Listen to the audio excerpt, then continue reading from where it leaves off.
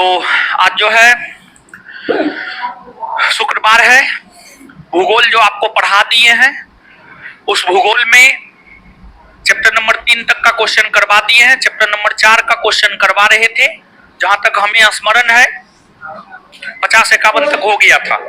51 तक हो गया था, 51 तक हो गया था। क्वेश्चन नंबर 52 से करेंगे और बहुत ज्यादा है नहीं तो देख लेते हैं, इस चैप्टर को क्लियर कर लेते हैं, चैप्टर नंबर 4 के क्वेश्चन को। और इसके बाद जो है पुनः चैप्टर नंबर 5 पे हम लोग इंटर करेंगे। और फिर जिस प्रकार से आपका चल रहा है, मंगलवार बृहस्पतिवार इतिहास पढ़ा रहे हैं और शुक्रवार ज्योग्राफी का क्वेश्चन करवा रहे हैं, तो अपना करते जाइए ताकि आपका ज्योग्राफी भी रिवीजन होता जाए। और पिछले सप्ताह हमने आपको बोला था जिस चैप्टर का क्वेश्चन हम आपको शुक्रवार को करवाएंगे वो चैप्टर जो है आप पढ़ के आएंगे। क्या आप पढ़ के आए हैं? नदी वाला चैप्टर नहीं, कलर विजन का भी बिहार दरोगा में कोई प्रॉब्लम नहीं है, ठीक है।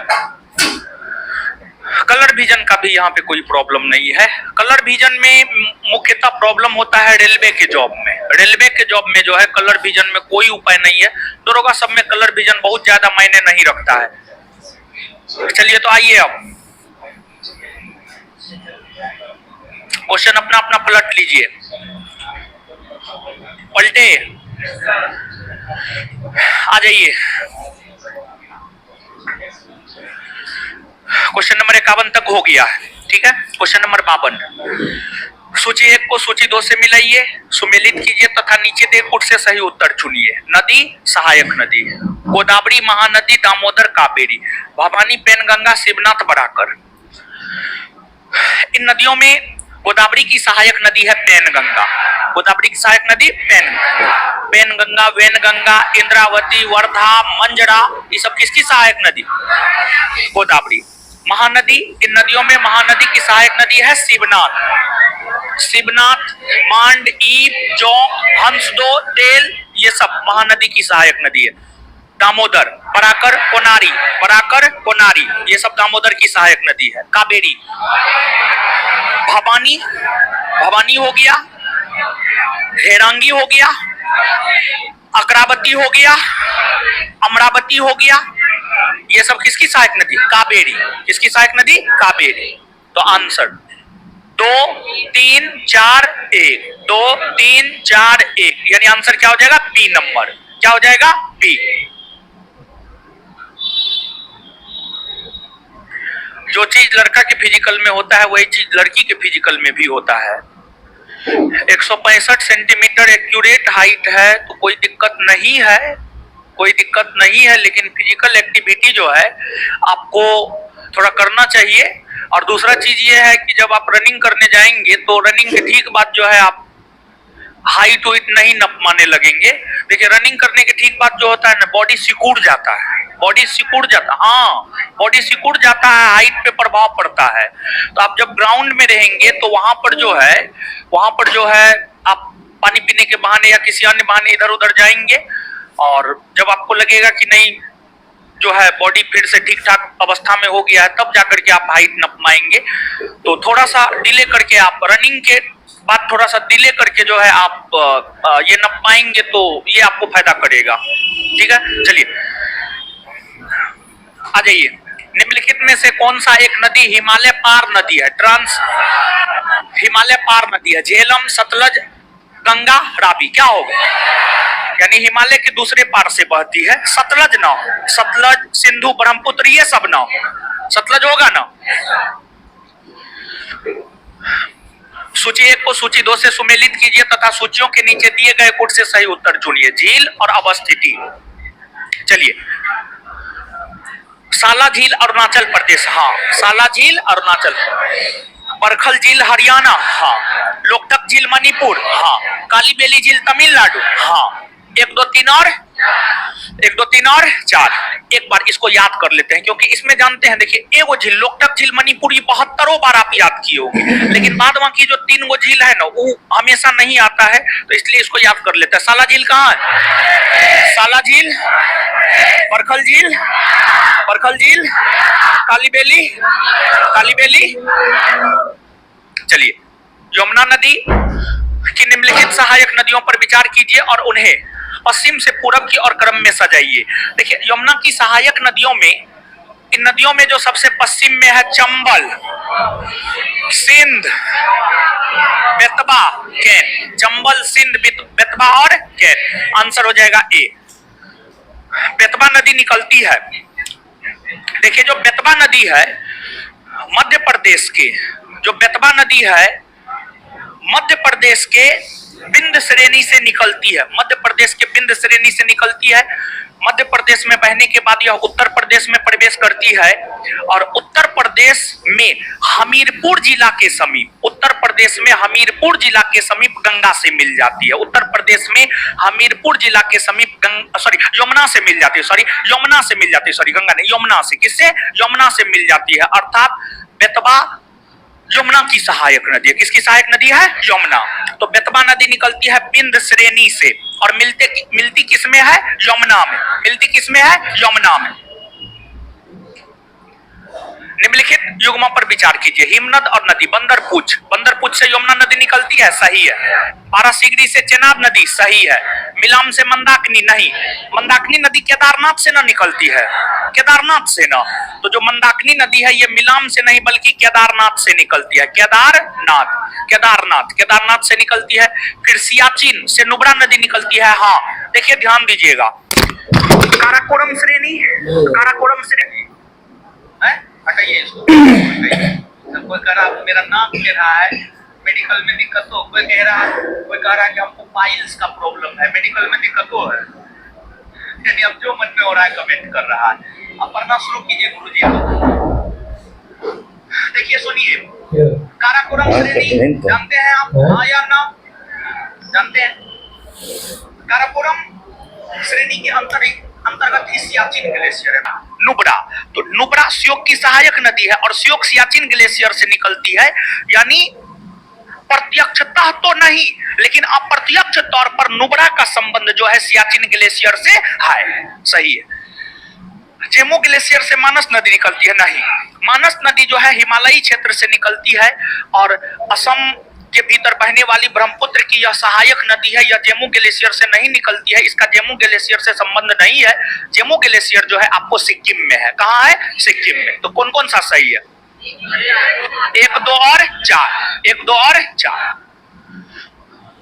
किस नदी की घाटी गहरी खटभूमि के लिए विख्यात है? चंबल। कौन? चंबल। याद रखिएगा, किस नदी की घाटी गहरी खटभूमि के लिए विख्यात है? किस नदी की घाटी गहरी खटभूमि के लिए विख्यात है? किस नदी की घाटी गहरी खटभूमि के लिए विख्यात है? निम्न में से कौन सा जलप्रपात नर्मदा नदी पर नहीं है? कपिल धारा, भालकुंड, दुग्ध धारा, भेड़ा घाट। भालकुंड नहीं है। कौन नहीं है? भालकुंड। और भालकुंड जो है आपको मध्य प्रदेश के भीतर बीना नदी पर है। कौन नदी पर है? बीना नदी। बीना नदी पर है, मध्य प्रदेश के भीतर या बीना नदी पर है, मध्य प्रदेश के भीतर या बीना नदी पर है। इसके अलावे जो अन्य है कपिल धारा, दुग्ध धारा, भेड़ा घाट, सब मध्य प्रदेश में नर्मदा नदी पर है। भालकुंड बीना नदी पर है। निम्नलिखित में से कौन सी एक कृत्रिम झील है? कोडाई कनाल, तमिलनाडु। कोडाई कनाल, तमिलनाडु।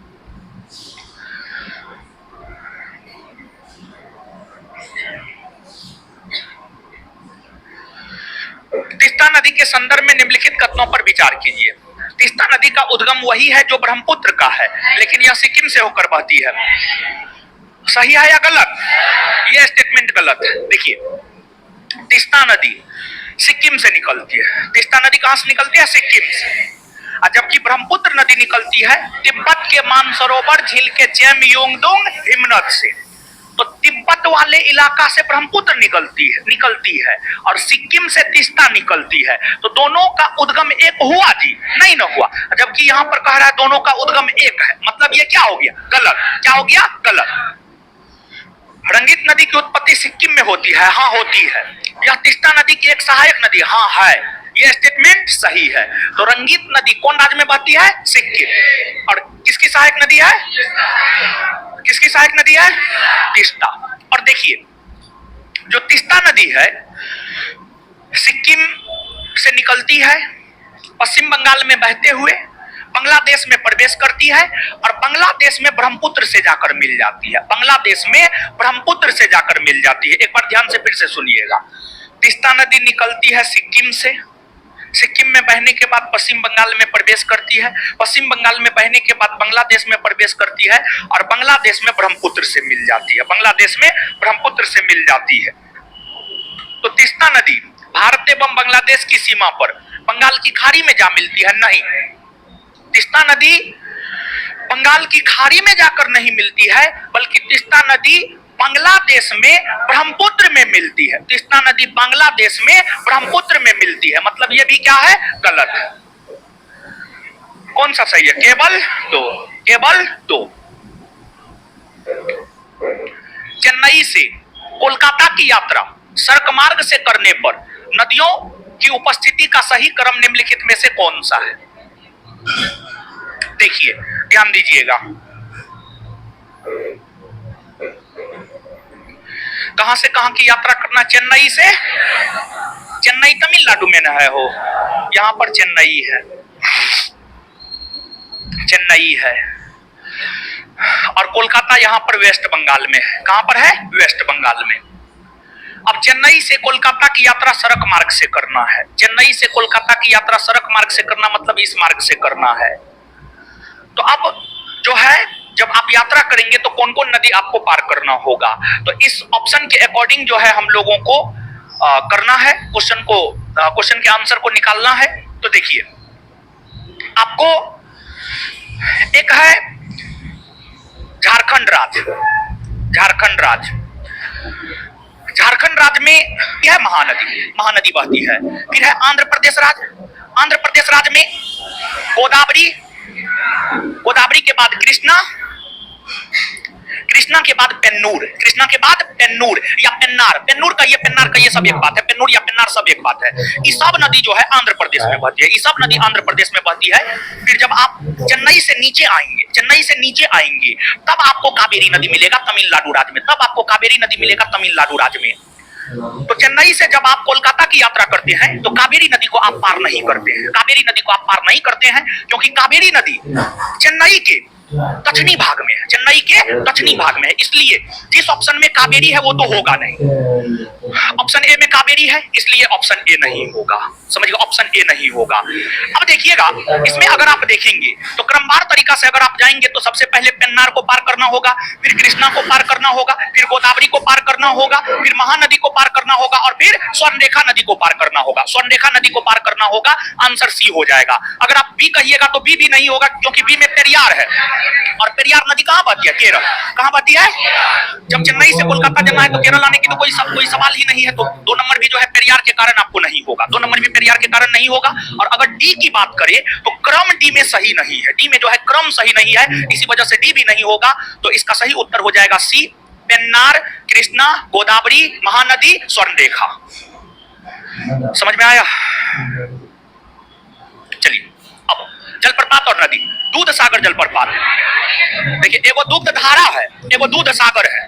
दुग्ध धारा है नर्मदा मध्य प्रदेश, दूध सागर गोवा, मांडवी नदी, गोवा। डुडुमा जलप्रपात कौन राज्य में? ओडिशा, ओडिशा राज्य में मुचकुंड नदी।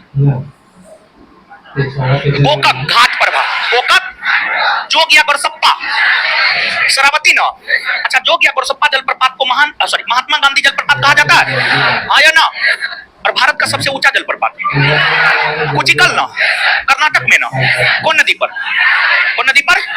चलिए तो इसका बताइए। 4 2 1 3, 4 2 1 3 ए।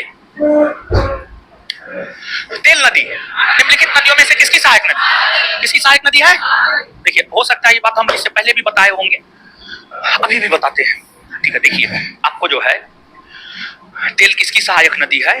2016 में बीपीएससी का परीक्षा हुआ था, 60 से 62वीं बीपीएससी, और 60 से 62वीं बीपीएससी में ही पहली बार ई ऑप्शन जोड़ा गया था। पहली बार यह प्रश्न कि तेल किसकी सहायक नदी है 60 से 62वीं बीपीएससी 2016 में पूछा गया था। इसके बाद पहली बार दरोगा का परीक्षा 1717 पोस्ट के लिए, यानी हाल फिलहाल के संदर्भ में पहली बार दरोगा का परीक्षा 1717 पोस्ट के लिए 2018 में हुआ था। उसमें ये क्वेश्चन पूछा गया था तेल किसकी सहायक नदी है। मतलब ये घटना हमें यह संदेश देता है कि बीपीएससी के क्वेश्चन बैंक को हमें करके जाना चाहिए, बीपीएससी के क्वेश्चन बैंक को हमें करके जाना चाहिए। जैसे कि मान लिया जाए, बहुत विद्यार्थी आकर के हमसे सवाल करता है, सर आप जितना पढ़ाते हैं, जितना बताते हैं, उसके अलावा और क्या करें एक्स्ट्रा। तो पहला सलाह मेरा उनके लिए यही है कि और अगर आप कुछ एक्स्ट्रा करना चाहते हैं तो सबसे पहले आप हमारे अलावे, हमारे सब चीज करने के अलावे अगर आपके पास एक्स्ट्रा टाइम है तो आप बीपीएससी का क्वेश्चन बैंक निश्चित तौर पर कर लीजिए। बीपीएससी का क्वेश्चन बैंक जो है सिलसिलेवार ढंग से 40वीं बीपीएससी से लेकर के जो है 66वीं 67वीं जहां तक हुआ है वहां तक को आप निश्चित तौर पर जो है कवर कर लीजिए। इससे होगा कि बहुत सारा क्वेश्चन बीपीएससी का सीधे तौर पर बिहार दरोगा परीक्षा में दे देता है, तो इससे होगा कि आपको फायदा हो जाएगा। देखिए यही सब बताने के लिए हम पैसा लेते हैं कि क्या करना है नहीं करना है, समझ गए। तो आपको अगर फुर्सत मिलता है तो एक रूटीन बना लीजिए कि पर डे जो है बीपीएससी का एक सेट जो है 100 क्वेश्चन 150 क्वेश्चन होता है, उसमें 10 गो मैथ होता है और 30 गो के आसपास करेंट होता है, 30 गो के आसपास करेंट होता है, तो 30 10 40 गो तो ऐसे ये छट गया। तो याद करना है कितना, याद करना है 100 या 110 के आसपास क्वेश्चन याद करना है। तो एकदम रूटीन बना लीजिए कि एक दिन में जो है, देखिए टारगेट क्या होना चाहिए विद्यार्थी का जानते हैं। जो टॉपर विद्यार्थी रहा है, जो हमेशा हमसे मिलने के लिए आते रहता है, बात करते रहते हैं, उन विद्यार्थियों का टारगेट यही रहता था जब वो पूरा सिलेबस पढ़ लिया उसके बाद का टारगेट। जब तक सिलेबस पूरा नहीं हुआ है तब तक की बात नहीं कर रहे हैं, जब आपका सिलेबस पूरा हो गया उसके बाद का टारगेट विद्यार्थी का क्या होना चाहिए जानते हैं। एक दिन में जितना मैक्सिमम ऑब्जेक्टिव क्वेश्चन नजरों के सामने से गुजर जाए, अगर सिलेबस कंप्लीट हो गया है तब के बाद की बात कर रहे हैं, जितना मैक्सिमम क्वेश्चन गुजर जाए 500 600 700 800 900 1000, कम से कम 500 तो गुजरना ही चाहिए, कम से कम 500 गुजरना चाहिए। अगर आपका सिलेबस कंप्लीट है तो, सिलेबस कंप्लीट नहीं है तब तो 50-100 भी कर रहे हैं तो बहुत बढ़िया है, कोई दिक्कत नहीं है। लेकिन अगर सिलेबस कंप्लीट हो गया तो कम से कम 500 क्वेश्चन डेली आपकी नजरों के सामने से गुजरना चाहिए, समझ गए।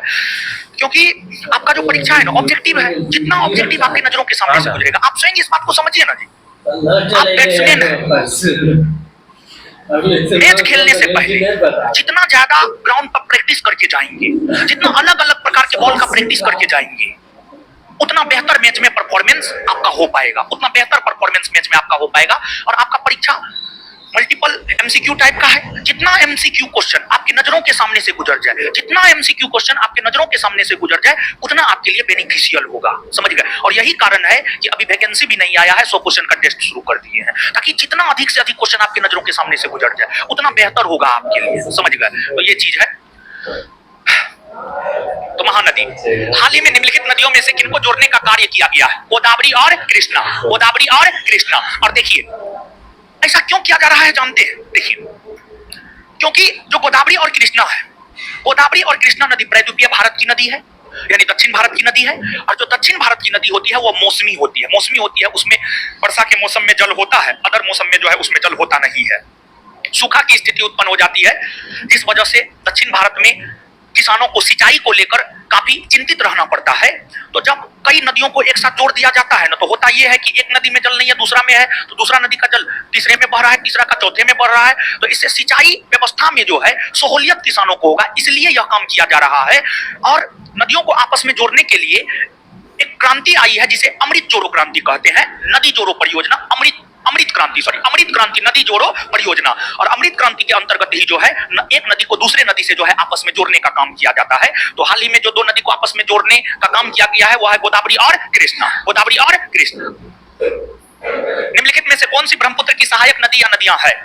दिबांग, कामेंग, लोहित, तीनों है। दिबांग, कामेंग, लोहित, ये तीनों जो है आपको गोदावरी की सहायक नदी है।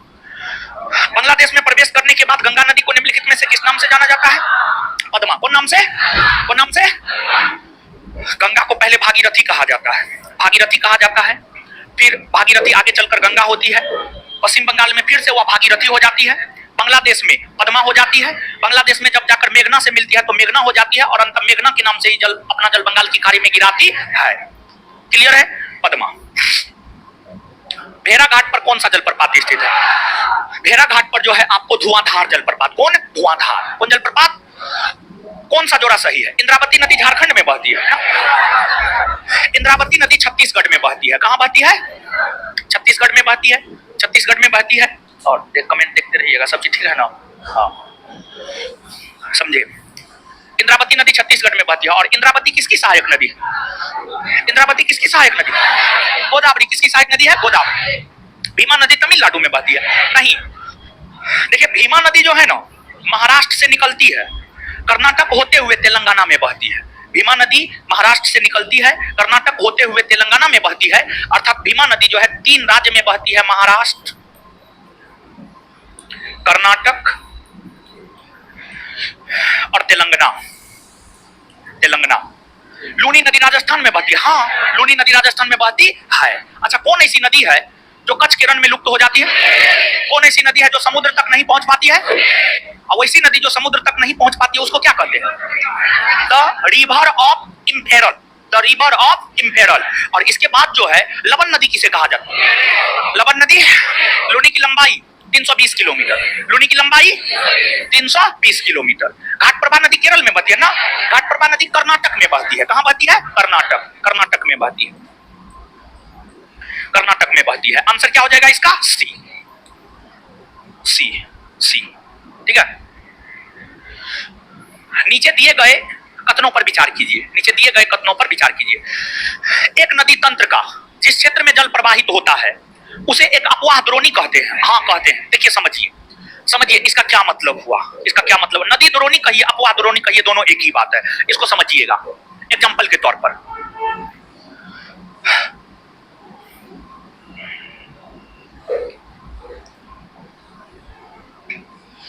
गंगा नदी पर समझाए, गोदावरी को नदी पे समझाए?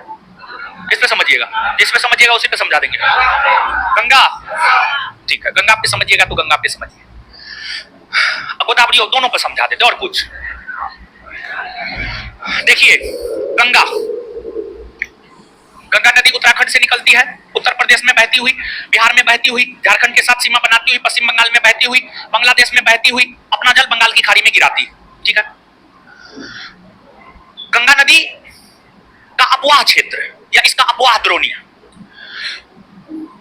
ये नदियां जिन भी राज्यों से होकर गुजरती है वो तो होगा ही, वो तो होगा ही। उसके साथ साथ गंगा की जो सहायक नदियां हैं, गंगा की जो सहायक नदियां हैं, गंगा की सहायक नदियां भी, गंगा की सहायक नदियां भी उसके अपवाह क्षेत्र या अपवाह द्रोणी में आ जाता है। अपवाह क्षेत्र या अपवाह द्रोणी में आ जाता है। किसी भी नदी का जो अपवाह द्रोणी होता है उसमें मुख्य नदी तथा उसकी सहायक नदी, मुख्य नदी और उसकी सहायक नदी, दोनों के क्षेत्र को शामिल किया जाता है। दोनों के क्षेत्र को शामिल किया जाता है। अब गंगा के अपवाह क्षेत्र को अगर हम देखें तो गंगा के अपवाह क्षेत्र में उत्तराखंड, उत्तर प्रदेश, बिहार, झारखंड, बंगाल, बांग्लादेश, ये तो आएगा ही। इसके साथ साथ कई सारी नदियां हिमालयी क्षेत्र से निकलती है। नेपाल, नेपाल के हिमालयी क्षेत्र से निकलती है, नेपाल के हिमालयी क्षेत्र से निकलती है, तिब्बत के हिमालयी क्षेत्र से निकलती है। तो नेपाल का जो हिमालयी इलाका है वह भी गंगा के अपवाह द्रोणी में शामिल होगा। फिर यमुना, यमुना, यमुना ऐसे तो आपको जो है उत्तराखंड से निकलती है, दिल्ली, दिल्ली होकर बहती हुई प्रयागराज में मिलती है। गंगा के अपवाह द्रोणी में दिल्ली भी आ जाएगा, दिल्ली भी आ जाएगा, क्योंकि दिल्ली से होकर यमुना नदी बहती है और यमुना गंगा की सहायक नदी है। फिर सोन मध्य प्रदेश से निकलती है, मध्य प्रदेश भी गंगा के अपवाह द्रोणी में आ जाएगा, मध्य प्रदेश भी गंगा के अपवाह द्रोणी में आ जाएगा। कुछ समझ पा रहे हैं? मुख्य नदी जहां से गुजरती है वह तो उसके अपवाह द्रोणी में आएगा ही, उसकी सहायक नदियां भी जो गुजरती है वह भी अपवाह द्रोणी में आएगा। कुछ समझ में आ रहा है? इसके बाद अगर आप गोदावरी के एग्जाम्पल के तौर पर समझे तो गोदावरी आप सभी लोग जानते हैं, महाराष्ट्र से निकलती है, तेलंगाना में बहती है, आंध्र प्रदेश में बहती हुई अपना जल बंगाल की खाड़ी में गिराती है। तो ये तो 3 राज्य महाराष्ट्र, तेलंगाना, आंध्र प्रदेश होगा ही, लेकिन कई सारी सहायक नदियां जैसे इंद्रावती, इंद्रावती छत्तीसगढ़ से निकलती है, आगे आकर के गोदावरी से मिलती है। तो जो छत्तीसगढ़ है वह भी गोदावरी के अपवाह द्रोणी में आ जाएगा, आ जाएगा। कुछ समझ पा रहे? तो एक नदी तंत्र, देखिए नदी तंत्र का मतलब होता है नदी और उसकी सहायक नदी, नदी और उसकी नदी तंत्र का ही मतलब होता है नदी और उसकी सहायक नदी। तो एक नदी तंत्र का जिस क्षेत्र में जल प्रवाहित होता है, मुख्य नदी और सहायक नदी पूरा, उसे एक अपवाह द्रोणी कहते हैं। हाँ कहते हैं, एकदम सही है। कोई भी ऊंचा क्षेत्र जब दो पड़ोसी अपवाह द्रोणियों को एक दूसरे से अलग करता है तो जल विभाजक कहलाता है। हाँ, जल विभाजक कहलाता है। जैसे जैसे समझिएगा, आप सभी लोग जानते हैं भारत की नदी को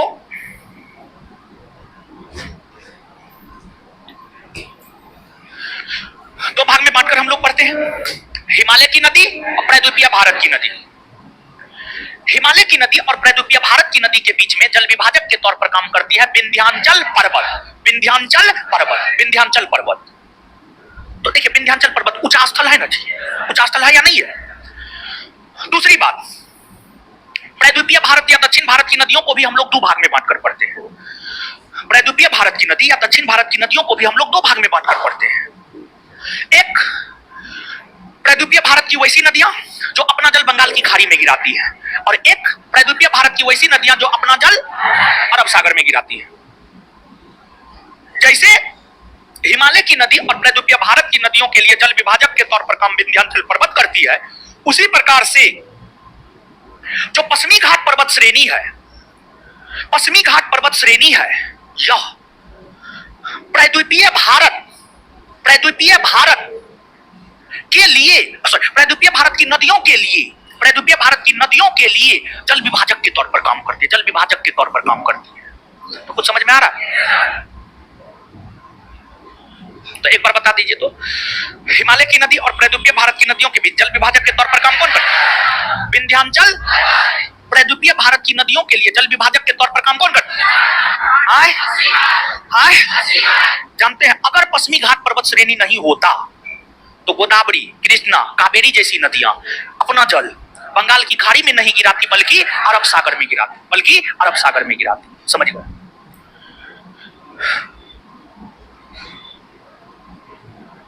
तो कोई भी ऊंचा क्षेत्र जब दो पड़ोसी अपवाह द्रोणियों को एक दूसरे से अलग करता है, जल विभाजक कहलाता है। विंध्याचल पर्वत भी ऊंचा भाग है, पश्चिमी घाट भी ऊंचा भाग है, समझ गए? तो दोनों कथन सत्य है।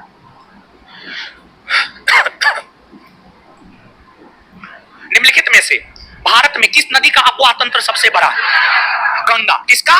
गंगा। देखिए ध्यान दीजिएगा, अगर अपवाह नहीं, लंबाई नहीं देखना होता है इसमें, यहाँ पे लंबाई नहीं देखना होता है, अपवाह तंत्र दे दिया है, तो नदी का जो जल भरण क्षेत्र होता है, नदी का जो जल भरण क्षेत्र होता है, मतलब नदी तथा उसकी सहायक नदी जितने क्षेत्रों में बहती है, जितने एरिया में बहती है, जितने क्षेत्रों में बहती है, इसको कंसीडर करना होता है यहाँ पर, न कि लंबाई को कंसीडर करना होता है। लंबाई को यहाँ पर कंसीडर नहीं करना होता है, यानी नदी जो बहती है जितना एरिया में बहती है, समझ गए, उसको कंसीडर करना होता है, समझ गए? यहाँ पर सिर्फ लंबाई को कंसीडर नहीं करना होता, लंबाई चौड़ाई दोनों को कंसीडर करना होता है, ओवरऑल हर चीज को कंसीडर करना होता है, पूरे एरिया को कंसीडर करना होता है। तो भारत की नदियों में जो सबसे बड़ा अपवाह तंत्र है, इस क्रम को आप लिख लीजिएगा, सबसे बड़ा अपवाह तंत्र है गंगा नदी का। गंगा नदी सबसे ज्यादा है, इसके बाद सिंधु है, इसके बाद गोदावरी है, इसके बाद कृष्णा है, इसके बाद महानदी है, इसके बाद कावेरी है, समझ गए? इसके बाद कावेरी है। तो इतना आप याद रख लीजिएगा, इतना सफिशिएंट है, ठीक है? सबसे ज्यादा गंगा नदी आप देखिए ना, पूरे उत्तर भारत में तो मुख्य तौर पर गंगे बहती है। उत्तराखंड, उत्तर प्रदेश, बिहार, झारखंड, बंगाल, दिल्ली, समझ गए, मध्य प्रदेश, सबसे इसका संबंध है, समझ गए? इसको कॉलम में लिख लीजिएगा, लिख लिए? चलिए, तो गंगा, हिमालयी नदियों के संदर्भ में नीचे दिए गए कथनों पर विचार कीजिए। यहाँ की नदियां 12 मासी होती है, हाँ या ना? एकदम होती है। इन नदियों में 12 माह जल होता है, क्यों? बोलिए ना महाराज। क्योंकि इसको जल की प्राप्ति वर्षा और हिम दोनों से होता है। ये नदियां मैदानी भागों में सर्पाकार मार्ग बनाती है तथा अपना रास्ता बदलती रहती है। हाँ, सही है। हिमालयी नदियों की घाटियां चौड़ी एवं उथली होती है। हिमालय नदियों की जो घाटी होती है वह लंबी गहरी, लंबी और गहरी होती है, लंबी और गहरी होती है। चौड़ाई इसकी कम होती है लेकिन लंबाई काफी ज्यादा है। और उथली का मतलब क्या होता है जानते हैं? कम ऊंचा, कम गहरा। उथली का मतलब होता है कम गहरा, कम गहरा। जबकि गंगा नदी काफी गहरी घाटियां सब बनाती है। गंगा नदी काफी गहरी गहरी घाटियां जो है आपको बनाती है। आप एनएटी घाट पे कभी प्रैक्टिकल करके जाइए, प्रैक्टिकल कीजिएगा जाकर के। अगर आत्महत्या और करने का मन करे तो कभी जाइएगा प्रैक्टिकल करने के लिए। जब पहला कदम रखेंगे तो इतना पानी होगा और दूसरा कदम रखेंगे तो क्या पता आप डूबिए ना जाए, समझ गए? तो उथली, चौड़ी और उथली नहीं बल्कि लंबी और गहरी घाटियां होती है, लंबी और गहरी घाटियां। कौन हत्या कर लेता है उसके बाद क्या रह जाता है उसका बताइए? कुछ भी रहता है। लोग सिर्फ पर्ची पे एक बार याद कर लेता है, लेकिन अगर आप जीवित रहते तो बहुत कुछ कर सकते थे। क्या पता आप बहुत बड़े वैज्ञानिक भी बन सकते थे, कुछ भी हो सकते थे, समझे? तो इसलिए जो है आत्महत्या नहीं करना है, कभी नहीं। और देखिए इतना बड़ा बड़ा स्टार सब जो है पता नहीं क्या सोच करके आत्महत्या कर लेता है, समझ से परे है, समझ गए? लेकिन कहीं ना कहीं कुछ ना कुछ मजबूरी जरूर होता है। लेकिन मरना आसान नहीं है, समझिए, कभी आसान नहीं है मरना। हम अपने जीवन में 2-3 बार प्रयास किए, समझे, लेकिन जब उतना ज्यादा बुद्धि नहीं था तब, यानी मैट्रिक इंटर की बात बता रहे हैं, 9, 10th, 11, 12, ये 4 साल में हम 3 से 4 बार मरने का प्रयास किए लेकिन नहीं मरे, समझे? और देखिए मेरा सबसे ज्यादा झगड़ा होता था गार्जियन को लेकर, पैसा को लेकर, ठीक है? गार्जियन के साथ पैसा को लेकर सबसे ज्यादा झगड़ा होता था। और जब भी पैसा को लेकर झगड़ा होता था तो पहला कदम वही उठाते थे, लेकिन फिर भी नहीं कुछ कर पाते थे, समझे? मन मुताबिक नहीं मिलता था, जितना चाहिए उतना नहीं मिलता था, समझे? कोसी नदी के द्वारा बिहार में भारी तबाही मचाई जाती है, इसका प्रमुख कारण है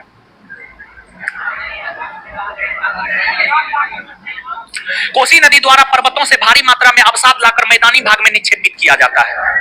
यही आंसर होगा, यही आंसर होगा। वन का कम या ज्यादा होना, इससे तो नदी को कोई लेना देना है नहीं। अगर बांध बन जाएगा तब तो बाढ़ भी नहीं करेगा। ये तो समस्या का समाधान है, ये तो समाधान है, समझ गए? तो आंसर हो जाएगा ए। हिमालय पर्वत श्रृंखला की किन 2 श्रेणियों के बीच सिंधु नदी अपवाहित होती है? लद्दाख और जॉस्पर। लद्दाख और काफी महत्वपूर्ण क्वेश्चन है, निश्चित तौर पर याद रखिएगा। ये सब क्वेश्चन पूछा जाता है, ठीक है? पूछा गया है और आगे भी पूछा जाएगा। इसको ऐसे हर चीज को याद रखना है, लेकिन विशेष तौर पर इसको याद रखिएगा। सिंधु नदी किन 2 पर्वत श्रेणियों के बीच से होकर गुजरती है? सिंधु नदी किन 2 पर्वत श्रेणियों के बीच से, सिंधु नदी किन 2 पर्वत श्रेणियों के बीच? लद्दाख और निम्नलिखित में से सिंधु की कौन कौन सी सहायक नदियां सुलेमान श्रेणी से निकलती है? देखिए जो सुलेमान पर्वत श्रेणी है ना, पाकिस्तान में है। कहां पर है? पाकिस्तान। तो पाकिस्तान के सुलेमान श्रेणी से गोमल निकलती है, टोची निकलती है, श्योक और नुब्रा जो है ना, काराकोरम, अभी तुरंत थोड़ा देर पहले बताए हैं। श्योक और नुब्रा जो है काराकोरम से निकलती है। तो सुलेमान श्रेणी से इसका संबंध नहीं है। बी बोआ, हाँ ये भी है। तो 1, 2 और 5, 1, 2 और 5। निम्नलिखित में कौन सा या से कथन सत्य है? भारत में सिंधु नदी बिहार और पश्चिम बंगाल राज्य में बहे। सिंधु पश्चिम बंगाल बिहार में, लद्दाख ना हो, और सिर्फ लद्दाख कैसे ना हो, पद्मा की कहीं से नहीं ना। चेनाब सिंधु की सबसे बड़ी सहायक, हाँ एकदम से, हाँ। कौन सही है? केवल 2, केवल 2। झेलम नदी कहां से निकलती है? झेलम नदी बेरीनाग ना, रावी नदी रोहतांग ना, व्यास नदी व्यासकुंड ना, सतलज राक्षसताल ना। 2, 3, 1, 4 बी।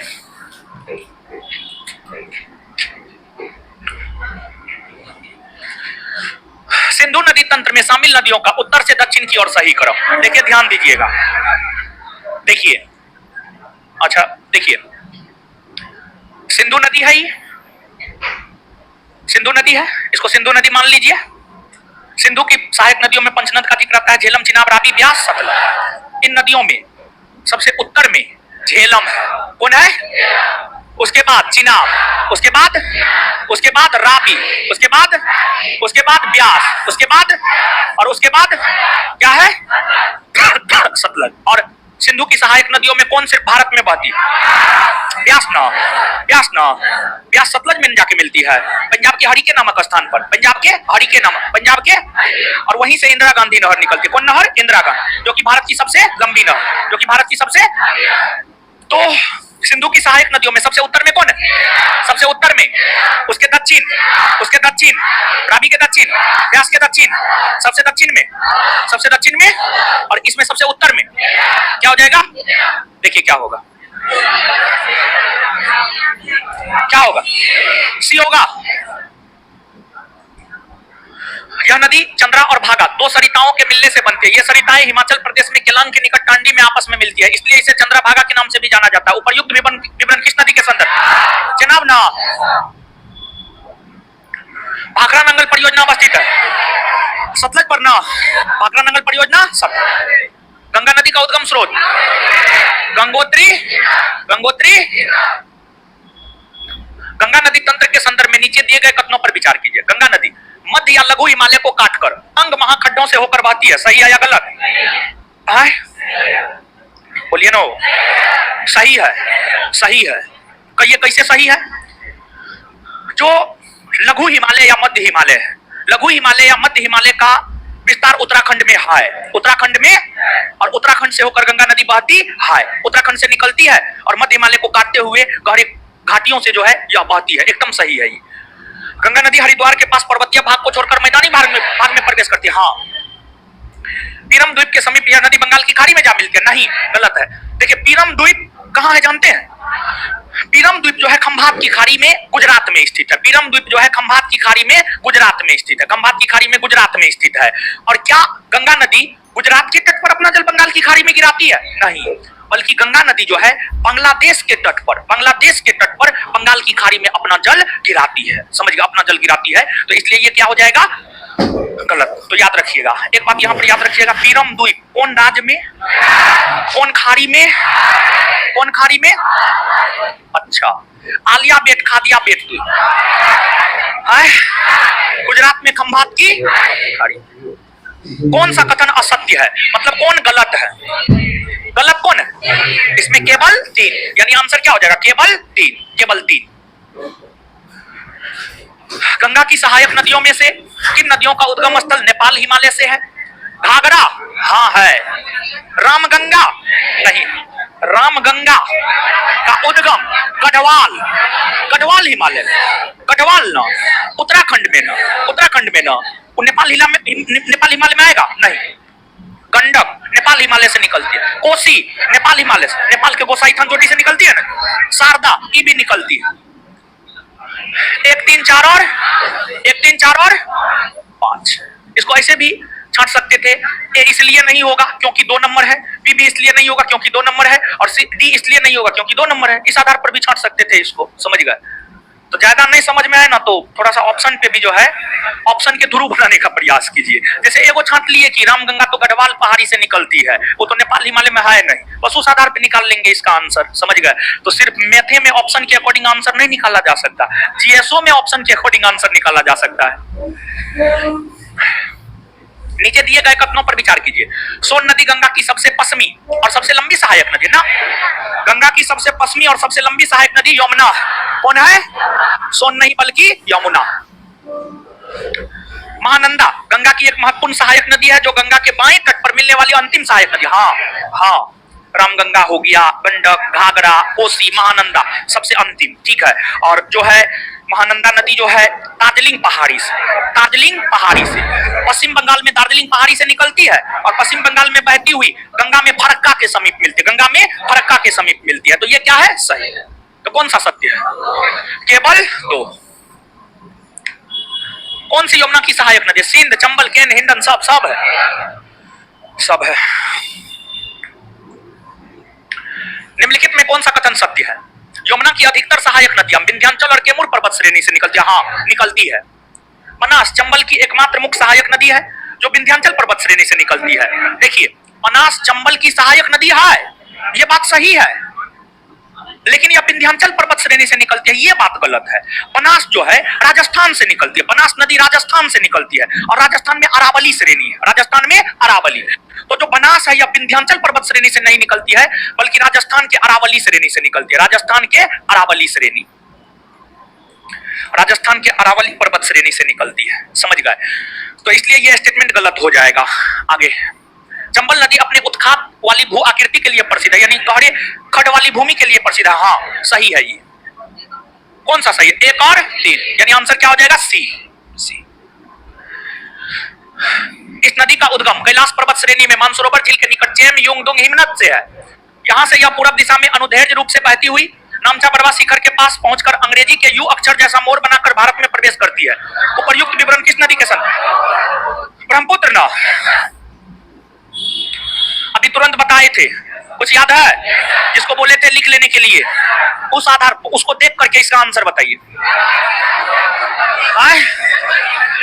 सबसे अधिक गंगा ना, 3 ना, गंगा के बाद सिंधु ना, सिंधु के बाद ब्रह्मपुत्र ना, ब्रह्मपुत्र के बाद कावेरी ना, 3 1 2 4 ना, आंसर सी।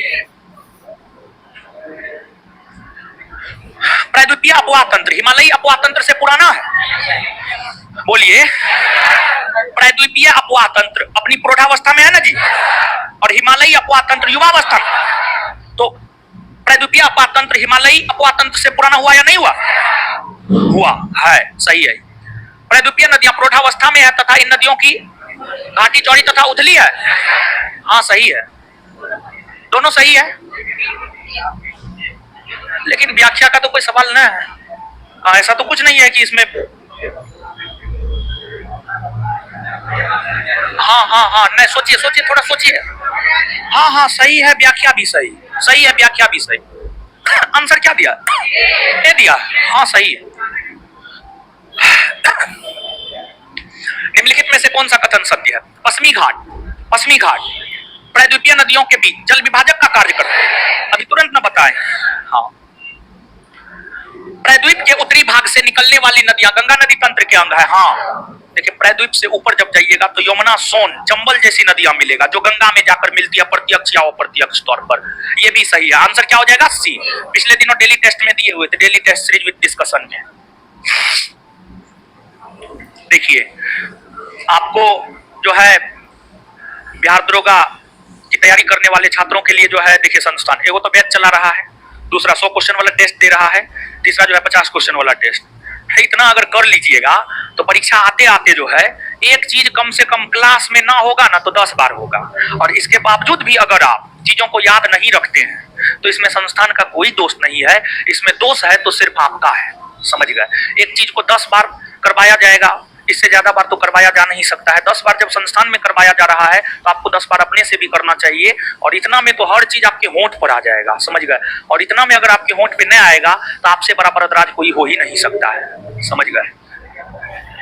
और आप ऐसे बरदराज होंगे जिसका कोई उपाय न है, उसको कुछ नहीं हो सकता है, उसका एकमात्र उपाय है वो किराना दुकान खोल करके नमक तेल बेचेगा जीवन भर। है वो नहीं चलेगा, और उसमें भी थोड़ा तेज रहिएगा तभी ना दुकान चलेगा, तेज नहीं रहिएगा तो दुकान कहां से चलेगा, कोई आकर के लूट के चल जाएगा, समझे। हाँ, तो ज्यादा दाया माया मत झांकिए, जितना कार्यक्रम जो है आप लोग के लिए करवाते हैं उतना में पार्टिसिपेट कीजिए, उतना ही घर पे जाकर के 72 बार पढ़िए, देखिए रिजल्ट कैसे नहीं होता है। क्या बात करते, रिजल्ट नहीं होगा। ताप्ती नदी निकलती है सतपुड़ा पर्वत श्रृंखला, समझिए। गोदावरी निकलती है त्रयंबक, कृष्णा, महाबलेश्वर, कावेरी, ब्रह्मगिरी। 3 4 2 1, 3 4 2 1, आंसर डी होगा ना। यह नदी दक्षिण में सतपुड़ा और उत्तर में विंध्याचल श्रेणियों के मध्य भ्रंश घाटी से बहती हुई संगमरमर की चट्टानों में खूबसूरत महाखंड बनाती है। उपर्युक्त कथन किस नदी से संबद्ध?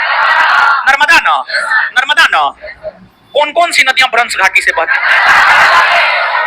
दामोदर ना, दामोदर भी ना, नर्मदा, ताप्ती और सरदार सरोवर परियोजना अवस्थित है नर्मदा नदी ना। प्रायद्वीपीय भारत की नदियों की लंबाई को घटते क्रम के अनुसार व्यवस्थित कीजिए। घटते क्रम, नर्मदा की लंबाई 1300, कृष्णा 1400 ना, गोदावरी 1400, कावेरी। घटते क्रम में सजाना, मतलब सबसे ज्यादा कौन है, उससे कम कौन है, उससे कम कौन है, और सबसे कम कौन है। तो सबसे ज्यादा गोदावरी, उसके बाद कृष्णा, उसके बाद नर्मदा, उसके बाद कावेरी। 2 3 1 4, 2 3 1 4 ना, आंसर डी होगा ना? हाँ होगा, ठीक है। समझ में आ रहा है? याद हुआ है? घर पे क्या घंटा पढ़ते हैं? सही सही बताइए, मम्मी कसम। जब जिस भी लड़की से पूछते हैं ना, लड़का तो बता देता है 4 घंटा 5 घंटा 6 घंटा या नहीं पढ़ते हैं, ठीक है, लेकिन लड़की सब बोलेगी जब भी टाइम मिलता है तब पढ़ते हैं। इसका सीधा सा मतलब यह है कि वो पढ़ती ही नहीं, समझे? घंटा पूछे हैं, फिर भी आप जोड़ लीजिएगा, कुछ दिन के बाद हम फिर आपसे पूछेंगे, ठीक है? हाँ, जोड़ के बताइएगा हम।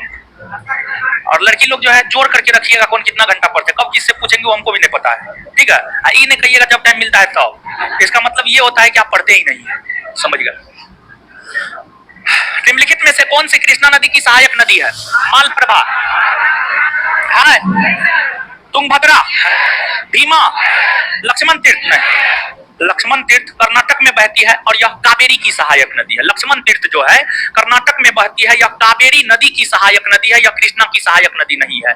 यह कावेरी नदी की सहायक नदी है, यह कृष्णा की सहायक नदी नहीं है। अर्थात उत्तर हो जाएगा 1 2 और 3, 1 2 और 3। इस नदी को दक्षिण की गंगा, गोदावरी ना, और किस कारण हो? लंबाई के कारण और पवित्रता के कारण दक्षिण भारत की गंगा। अमरावती, भवानी, हेमवती, काबिनी किसकी सहायक?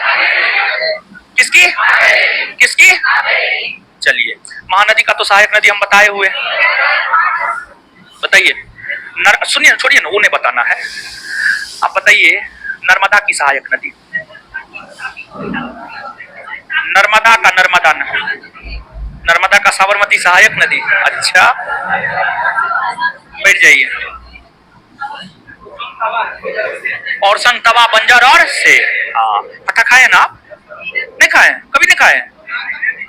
अच्छा, और संग तवा बंजर और, बैठ जाइए। ताप्ती की सहायक नदी बोलिए।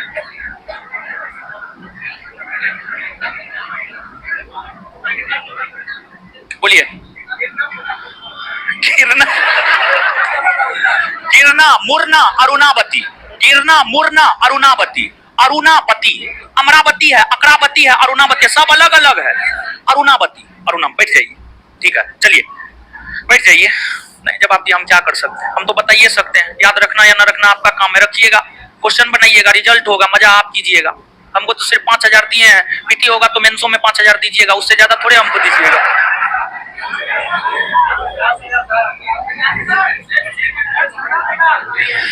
अपवा क्षेत्र के घटते क्रम के अनुसार प्रायद्वीपीय नदियों का कौन सा क्रम सही है?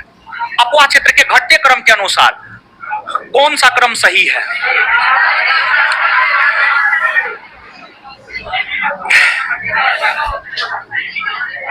बी होगा उत्तर, बी होगा।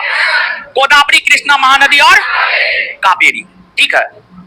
आगे, महानदी की अपवाह द्रोणी का संबंध किन राज्यों से है? देखिए, एक बात समझिए, एक बात समझिए, इसे पहले भी समझाए हुए। महानदी मुख्य तौर पर तो बहती है छत्तीसगढ़ और ओडिशा, छत्तीसगढ़ और, तो छत्तीसगढ़ और ओडिशा तो होगा ही। इसके अलावे इसकी जो सहायक नदियां हैं, इसकी सहायक नदियों का अपवाह क्षेत्र मध्य प्रदेश में भी है, झारखंड में भी है, महाराष्ट्र में भी है। मतलब जो महानदी है, इसका जो अपवाह द्रोणी है 5 राज्य में है, 5 राज्य में है। छत्तीसगढ़, ओडिशा, ये तो 2 मुख्य क्षेत्र हो गया। इसके अलावे महाराष्ट्र, झारखंड और मध्य प्रदेश, मध्य प्रदेश, ठीक है। पश्चिम बंगाल से इसका कोई संबंध नहीं है। तो महानदी का अपवाह द्रोणी पश्चिम बंगाल तो होगा नहीं, छत्तीसगढ़, ओडिशा और महाराष्ट्र होगा। 2 3 और 4, 2 3 और 4। गंगा नदी में न्यूनतम जल प्रवाह वर्ष के किस महीने में होता है? जनवरी से जून, जनवरी से जून। तो गंगा नदी में न्यूनतम जल प्रवाह वर्ष के किस महीने में होता है? गंगा नदी में न्यूनतम जल प्रवाह वर्ष के किस महीने में होता है? आए दामोदर नदी किसकी सहायक नदी? हुगली ना। दामोदर किसकी सहायक नदी? हुगली ना। हुगली की सबसे बड़ी सहायक नदी दामोदर ना। निम्नलिखित में से भारत का कौन सा जलप्रपात शरावती नदी पर? जोगना। जोगना। शिव समुद्रम जलप्रपात। कावेरी ना। धुआंधार। नर्मदा ना। दूध सागर। मंडवी ना। मंडवी ना। दुग्ध धारा नर्मदा। लोकटक झील कहां है? चिल्का, भीमताल, पुलिकट, आंध्र प्रदेश और 2 1 3 4।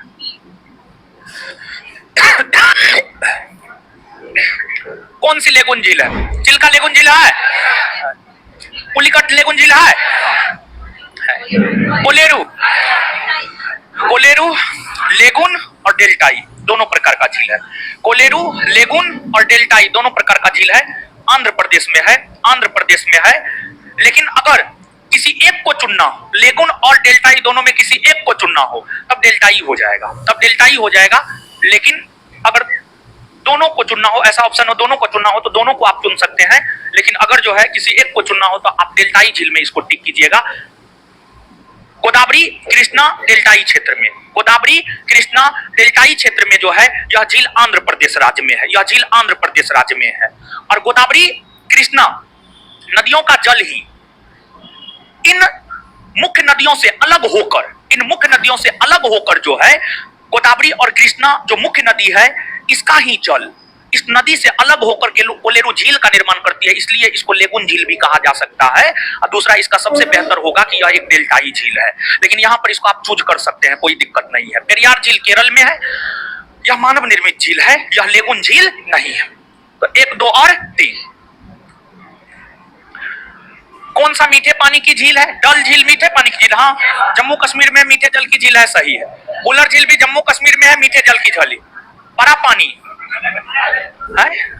है बट है ना। अरे उमियम झील का नाम सुने? उमियम नहीं सुने हैं ना, मारेंगे मुंह तोड़ देंगे। बोल रही है नहीं सुनी, ठीक है। उमियम झील मेघालय में नहीं बताया। उमियम झील जो कि मेघालय में है उसी को बड़ा पानी झील भी कहा जाता है। उमियम झील जो कि मेघालय में है उसी को बड़ा पानी झील भी कहा जाता है, वह भी मीठे जल की झील है। लोकटक झील मणिपुर में है, यह भी मीठे जल की झील है। और वही बात है, बड़ा पानी वही मीठे जल की झील है, सब मीठे जल की झील है। उपर्युक्त सभी, उपर्युक्त सभी। मानव निर्मित गोविंद सागर झील का संबंध किस परियोजना से है? मानव निर्मित गोविंद सागर झील जो है हिमाचल प्रदेश राज्य में सतलज नदी पर, हिमाचल प्रदेश राज्य में सतलज नदी पर है। इसका संबंध है भाखरा नांगल परियोजना से। किससे है? भाखरा नांगल परियोजना, हिमाचल प्रदेश में।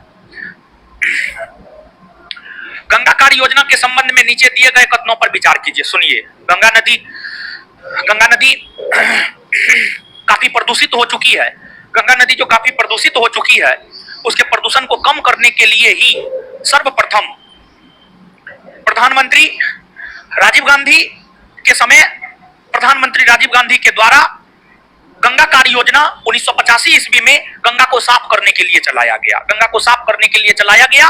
अर्थात अगर आप 1 नंबर स्टेटमेंट को पढ़ेंगे कि गंगा कार्य योजना पहला चरण 1985 में आरंभ हुआ था। हाँ, प्रधानमंत्री राजीव गांधी के द्वारा आरंभ किया गया था। गंगा के प्रदूषण को कम करने के लिए या गंगा को साफ करने के लिए किया गया था, सही है।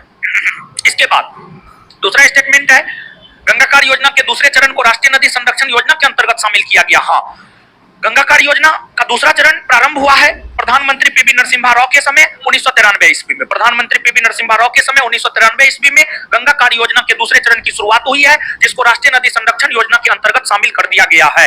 अर्थात ये भी जो स्टेटमेंट है ये भी क्या है, आपको सही है। अर्थात इसका सही उत्तर क्या हो जाएगा? सी। क्या हो जाएगा? सी। सी। इस प्रकार चौथा चैप्टर खत्म हो गया। चौथा चैप्टर खत्म हो गया, ठीक है।